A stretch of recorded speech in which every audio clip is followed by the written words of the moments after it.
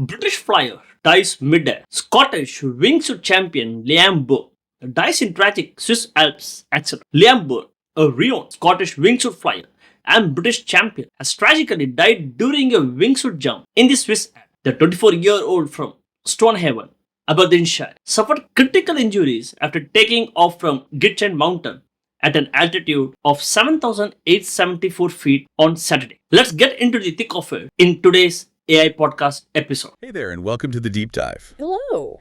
Today we're really getting into the remarkable life and, sadly, the tragic passing of British wingsuit champion Liam Byrne. Yeah, a really compelling figure. Absolutely. And our goal here, or sort of mission for this deep dive, is to look past the headlines, beyond just the extreme sport itself. Right, to understand the person. Exactly. Who was Liam Byrne? What drove him? His whole philosophy on risk, fear, it's quite unique. And, of course, the impact his life and death had. A big impact, for sure. To help us unpack all this, we're looking at some powerful sources. We've got bits from The Boy Who Soared, Liam Byrne's Final Flight, and also the BBC documentary from 2024, The Boy Who Can Fly. Both really insightful. So let's get into it. Okay. Liam Byrne. He was just 24, a Scottish wingsuit flyer, British champion, So young. and he tragically died during a high-altitude wingsuit flight over the Swiss Alps. He jumped from the Gitchen Mountain, that's, about 7,874 feet? Yeah, around 2,400 meters. A significant altitude. But his story, it really starts way before that final jump. This passion he had for flying, just for being in the air, it started incredibly young. It did. He mentions it in the documentary, The Boy Who Can Fly. Right, he said something like, about 13 when I said to my dad that I wanted to learn to fly like a bird. Imagine saying that at 13. Yeah. And he meant it. He talked about watching seagulls, just wanting that feeling of liberation. That's fascinating. And this desire for flight, it wasn't just a one-off thing, was it? It seems like part of a much bigger picture. Oh, definitely. It plugged right into this deep-seated adventurous spirit he had. It wasn't only about the air. What else was he doing? Well, get this. At 12 years old, he climbed Mount Kilimanjaro. 12. Africa's highest peak. That's nearly 20,000 feet. 19,341 feet, yeah. Astonishing. And then there was dog sledding across the Arctic, deep-sea diving. Wow. Tackling other major mountain summits, too. It paints this picture of someone just constantly pushing, exploring boundaries, whatever the environment, air, land, sea. And he definitely pushed those boundaries in the air. His progression was, incredibly fast. It really was. First skydive at 16. Just 16. And then only 2 years later, he's in a wingsuit. At 18, which she called his second skin. His second skin. That says a lot. And this wasn't just a hobby, right? It was serious. A decade-long career. Over 4,000 jumps. 4,000. That number is just staggering. When you hear a number like 4,000 jumps, what does that signal to you about his approach? About the sheer dedication? It screams dedication, mastery. It's not just about jumping 4,000 times.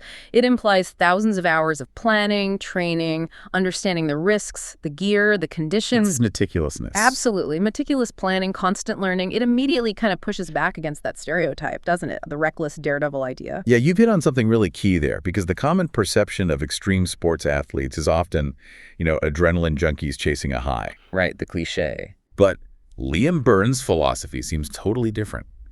How did he view fear and risk? Especially when he said that thing. I found this really striking.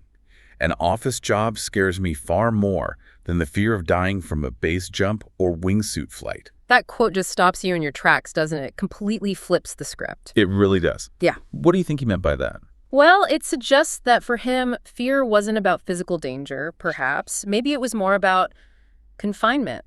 Lack of control, lack of purpose. Interesting. He explained his method, saying, I've spent the last decade training to increase the skills and decrease any risk. He was all about skill, about preparation. Not recklessness. No, the opposite. He even said, for me, I'm about as far from a reckless adrenaline junkie as you can possibly get. Wow. His core belief, and he stated this clearly, was, preparation has always been at the heart of all my challenges. The more I prepare, the more control I have. Control. That seems to be the key word. Exactly. It highlights discipline.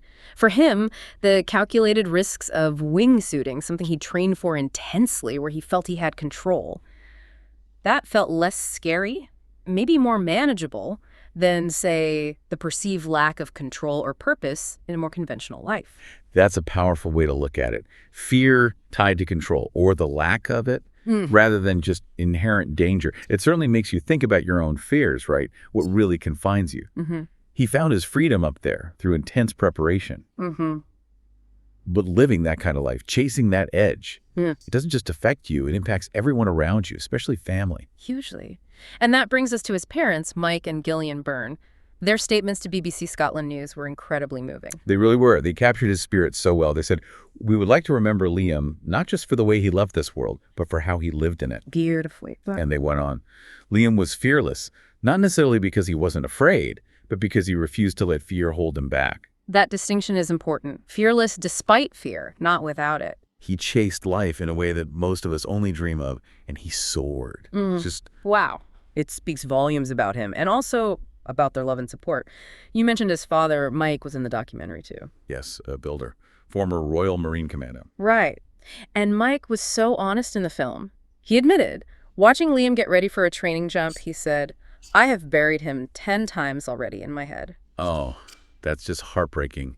The raw honesty of a parent living with that constant possibility. It really is. That underlying fear must have been immense. But even with that fear, Mike didn't try to stop him, did he? No, quite the reverse, actually. He balanced that fear with just immense pride and, interestingly, inspiration from Liam. Really? Yeah, he said, "He was an amazing kid growing up. Anything I suggested, he would be up for." And then he added, "I was massively inspired by him. I wish I could be more like him." Wow. Inspired by his own son's courage. It seems so. It shows this incredible level of acceptance and love within the family. They clearly saw him not just as this extreme athlete, but as, a loving son, brother, grandson, cousin, and friend. A source of laughter and strength. That love really comes through. It absolutely does. Okay, let's shift now, sadly, to the accident itself, the details we have. Yeah. It happened shortly before noon on a Saturday. Right. 3 wingsuit flyers, Liam included, jumped from the Gitchen Mountain. And the incident happened soon after they launched. Yes.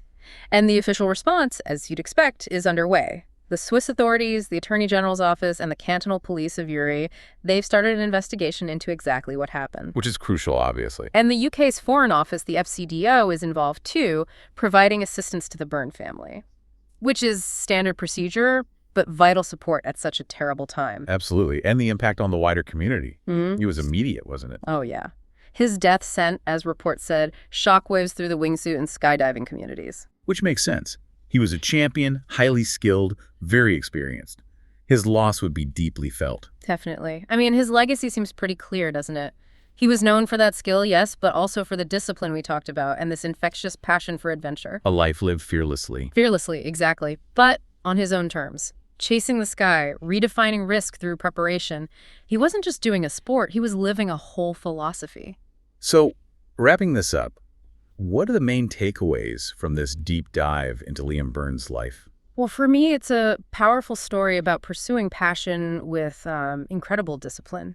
It's about redefining fear, not letting it paralyze you. And living fully authentically. It really goes beyond just extreme sports, doesn't it? I think so. His parents wrote something else very profound. Though he has now flown beyond our reach, he will always be with us. Beautiful. It makes you think, doesn't it? What does it mean to live so intensely, so fully, that your spirit kind of continues to soar even after you're gone? Yeah. What lessons can we maybe take from his fearless pursuit? From how he faced his challenges and chased his own sky? Something for all of us to ponder, perhaps. Definitely something to think about. Can extreme sports ever be truly safe, no matter how experienced or prepared the participant is? Don't forget to comment it. Thanks.